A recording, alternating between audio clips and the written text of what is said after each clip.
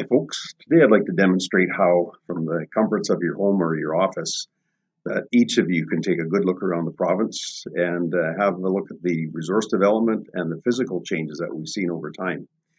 The link I'm going to show you is Google Earth Engine time-lapse. It's a compilation of Landsat photographs from 1984 till 2018, and you can query anywhere in the province on this site. So I'm going to go to the web browser now. I use Google Chrome just because it seems to work better with this particular product here. So stay tuned. So I've got the Google Chrome web browser up, and I'll put in Google Earth time-lapse.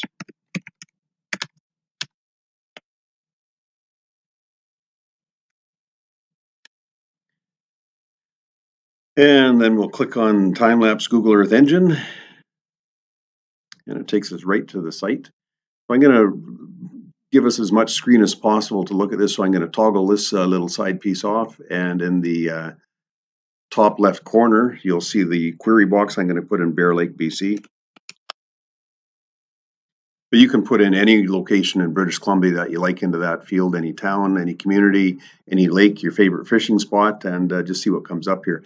Over on the right, you'll see another smaller map and a little smaller square there. It's a geographical reference to what you're looking at on the main screen. And of course, we're looking at Bear Lake, a small community about 75 kilometers north of Prince George. Across the bottom here, you'll see a time bar that has all the years that these Landsat pictures were taken.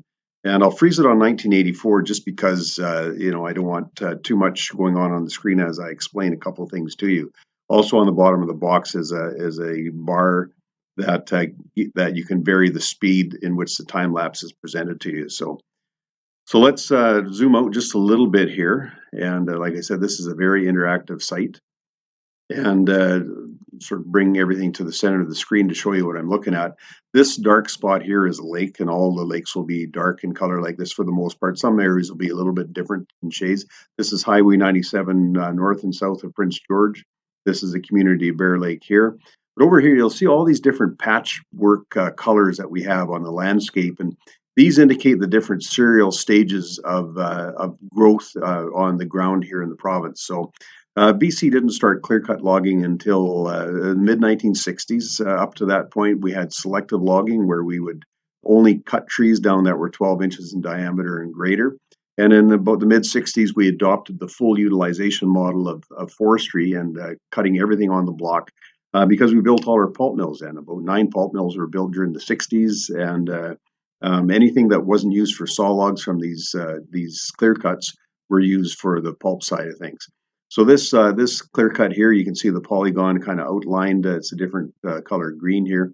This was logged in probably about 10 years prior to this picture being taken in 1984. So it was logged in about 1974, 75.